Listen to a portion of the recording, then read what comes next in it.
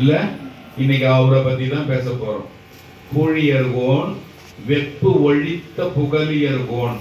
அது என்னது வெப்பு ஒழித்ததுன்னா என்னது? அது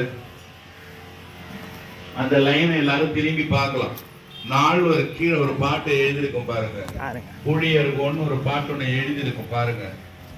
பூழியர்கோன் வெப்பொழித்த புகழியர்கோன்னு போட்டிருக்கோம். இது எதுக்கு சொல்றேன்னா, ஃபர்ஸ்ட் சாமி விஷயங்கள் பாடுறதுக்கு முன்னால நால்வர் துதி சிவபெருமானுக்கு எந்த பாட்டு பாடுறதுக்கு முன்னாலேயும் சிவாய நம திருச்சிற்றம்பலம் என்ற மகுடத்தை சொல்லி நால்வர் துதியை பாடின பிறகுதான் எந்த தேவார பாடலும் நீங்க பாடலாம். பாத்தீங்கன்னா பூழியர்கோன் வெப்பு ஒழித்த புகழியர்கோன். வெப்புன்னா வெப்பு நோய். வெப்பு நோய்னா என்னதுன்னா ஒரு கொடுமையான ஒரு ஜுரம் பேரு வெப்பு நோயின்னு பேரு. அதெல்லாம் நிறைய ஞானசம்பந்தர் தேவாரத்துல பாத்தீங்கன்னா வெப்பு நோய் தீர்த்தவர் நிறைய இருக்கும். வெப்பு நோயில இப்ப நம்ம கொரோனான்னு ஒரு வந்தது இல்லையா, அத போல நோய்களுக்கு பாட வேண்டிய தேவார பதியும். மதுரையில வாழ்ந்த, கொஞ்ச நேரம் கேளுங்க, மதுரையில வாழ்ந்த கூன் பாண்டியன் கேள்விப்பட்டிருக்கீங்களா? ஸ்கூல் புக்கெல்லாம் இருந்திருக்குமே, கேள்விப்பட்டிருக்கீங்களா? கூன் பாண்டியன் பத்தி ஸ்கூலுக்கு போகலையா? கூன் பாண்டியனோட கதை பத்தி கேள்விப்பட்டிருப்பீங்க இல்ல?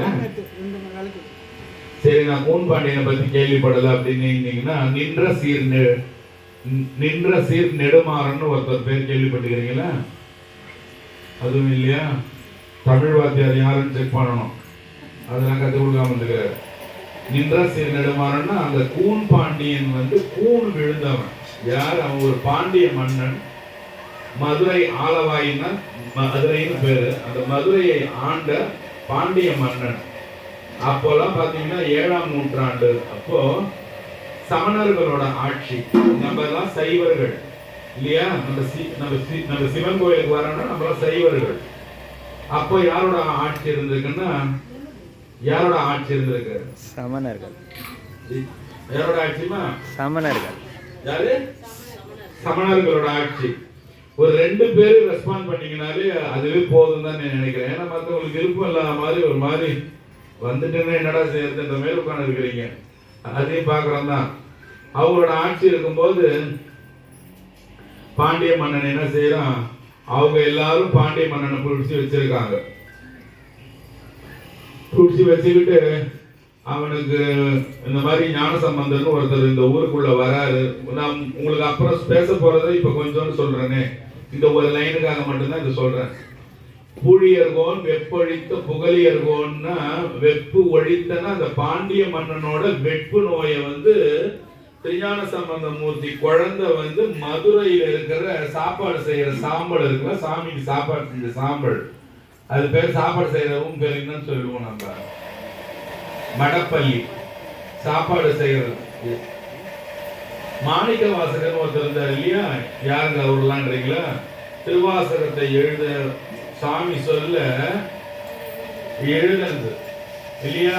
யாரு சொல்றாரு? மாணிக்க வாசகர் சொல்ல சிவபெருமான் எழுதியது. அந்த திருவாசகத்தை சொன்ன அந்த மாணிக்க வாசகரை பெற்ற அப்பா சிவபெருமானுக்கு மடப்பள்ளியில சாப்பாடு செஞ்சு கொடுத்தவராம். பாருங்க, திருப்பி சொல்ற ஒரு 4 தடவை அதை கேளுங்க, இதை கேட்க முட்டுறாதீங்க. மாணிக்க வாசகரை பெற்றவரு சிவபெருமானுக்கு சாப்பாடு செஞ்சு தினந்தோறும்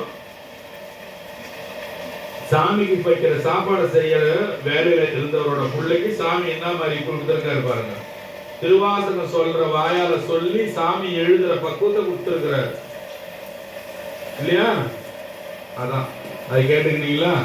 சரி, இப்போ உங்களுக்கு யாருக்காவது வேணா அந்த பாட்டை பாருங்க. புழியர்கோன் வெப்பொழித்த புகழியர்கோன் கடல் போற்றி, ஆழி இசைக்கல் மிதப்பில் அணைந்த பிரானடி போற்றி, வாழி திருநாவலூர் வன்தொண்டர் பதம் போற்றி, ஊழிமலி திருவாத ஊரர் திருத்தால் போற்றி போற்றி, சைவத்தின் மேல் சமயம் வேறு இல்லை அதில் சார் சிவமாம் தெய்வத்தின் மேல் தெய்வம் இல்லனும் நான் மறைச்சம் பொருள் வாய்மை வைத்த சீர் திருதேவாரமும் திருவாசகமும் உய்வை தரச் செய்த நால்வர் பொற்றாளும் உயிர் துணையே நால்வர் பொற்றாளும் உயிர் துணையே நால்வர் பொற்றாளும் உயிர் துணையே சிவாய நம. திருச்சிற்றம்பலம். திருமுறையே சைவ நெறியின் கருவூலம் செந்தமிழ் தேன்பாகு ஆகும். திருமுறையே கையிலியின் கண் செவிமடுத்த செந்தமிழ் வேதம். திருமுறையே நடராசன் கரம் வருந்த எழுதி அருளிய தெய்வ நூலாம். திருமுறையே சொக்கேசன் மதிமலர்வாய் மலர்ந்தருளிய சிறப்பிற்றாமாள். சிவாய நம. திருச்சிற்றம்பலம்.